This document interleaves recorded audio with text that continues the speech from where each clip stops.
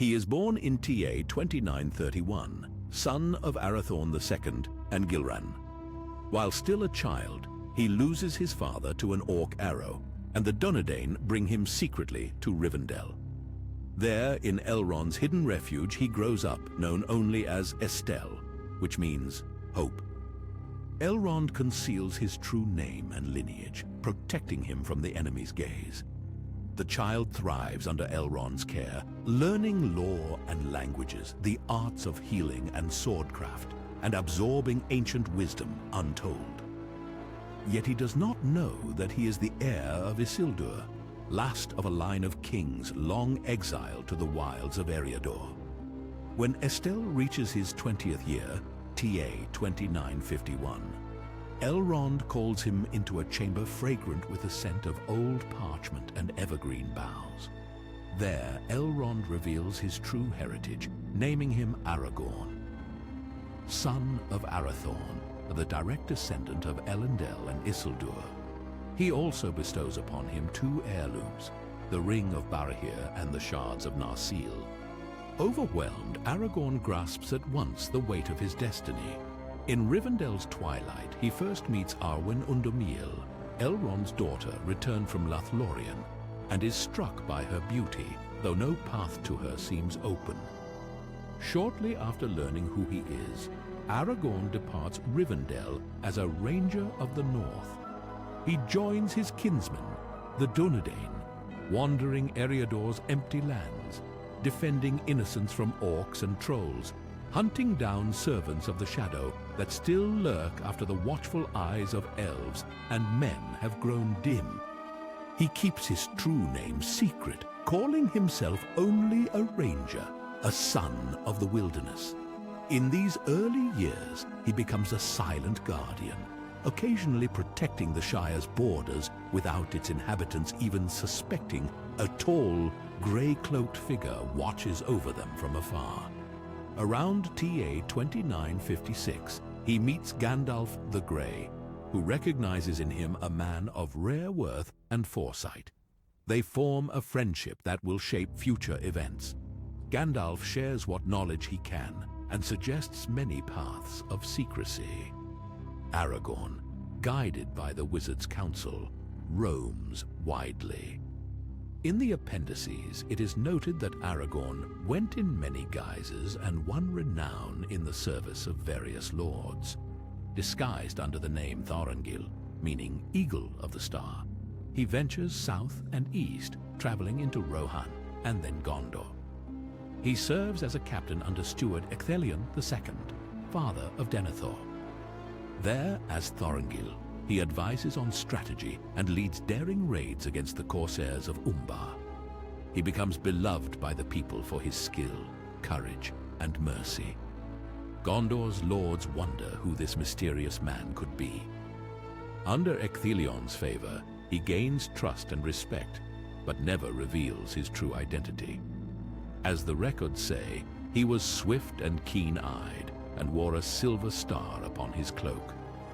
Yet after some years, sometime around TA 2980, he leaves quietly, traveling by night and leaving behind only questions and fond memories. Before his departure from Gondor, it is said he visited the borders of Lothlorien, perhaps to catch a glimpse of Arwen, or seek counsel from the Lady Galadriel, who knew more of his fate than he realized. Rumors persist that he passed through the Golden Wood in secrecy, strengthening his resolve for the trials ahead. He also returned briefly to Rivendell to speak with Elrond once more, confirming what he must do if he is ever to claim his inheritance and unite the kingdoms of men. In the final decades before the War of the Ring, Aragorn undertakes grim tasks at Gandalf's behest. The wizard suspects that Gollum, once bearer of the ring, holds crucial knowledge. Aragorn agrees to hunt Gollum through marshes and mountains, a hunt that lasts nearly the entirety of 2 decades.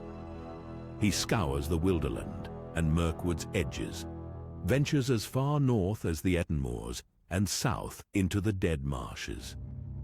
This quest tests his endurance and resolve. He endures hardships alone, surviving on sparse forage, tracking elusive footprints and faint rumors. Eventually, in TA 3017, he captures Gollum in the Dead Marshes, showing skill and patience few could match. According to the Red Book's appendices, Aragorn at last took Gollum prisoner, a deed many thought impossible. He delivers Gollum to King Thranduil's halls in Mirkwood, knowing Gandalf will examine the creature. This deed proves Aragorn's utmost loyalty to the cause of resisting Sauron, even though he still cannot openly declare himself as a king-in-waiting. Through these arduous years, he moves like a phantom, never staying long in one place, earning respect among elves, men, and even the few dwarves who encounter him. Yet he reveals his name rarely, concealing the star of Elendel he bears in his heart. Many know him only as Strider, a ranger haunting forsaken roads at dusk, leaving little trace behind. During these wanderings, Aragorn's vigilance over the Shire intensifies. He knows that Gandalf keeps a special watch over a quiet place inhabited by hobbits. The wizard has hinted that something crucial lies hidden there, though Aragorn knows little of its nature. He needs no further explanation. Gandalf's trust is enough. He patrols its borders, driving away wargs and spies who might prey upon its unsuspecting inhabitants. He befriends some of the Dunedain who share this duty, forging a discreet ring of guardians who keep the Shire untouched by evil. The hobbits remain unaware, living in peace, while a silent watcher guards their boundaries. Over nearly 80 years of wandering since he learned his true name, Aragorn accumulates knowledge of tongues, customs, and secret paths. He can recite the lineage of Elendel's heirs. He can speak the Sindarin and Quenya tongues of the elves, the dialects of Harad and Dunland, and even fragments of the speech of Easterlings. He knows the hidden fords of rivers and passes through mountains no one else dares traverse.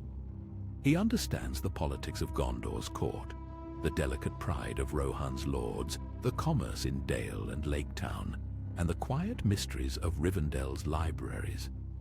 All this learning silently prepares him for a role few suspect he will claim. By the time TA 3018 dawns, Aragorn is a man of immense experience.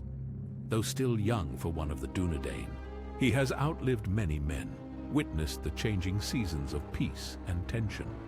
He stands guard on the outskirts of Breeland, knowing that some great event approaches. The roads grow uneasy again. Servants of the enemy stir. Rumors pass between rangers.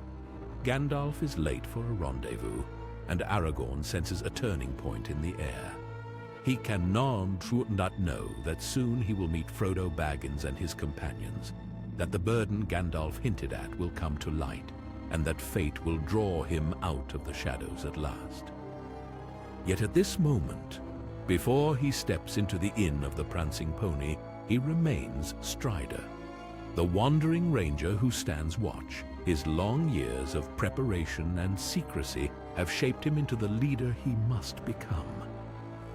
The king in exile lurks just beneath the surface, ready to emerge when Middle-earth needs him most. Please explore our full playlist of stories that the movies forgot by clicking the playlist below.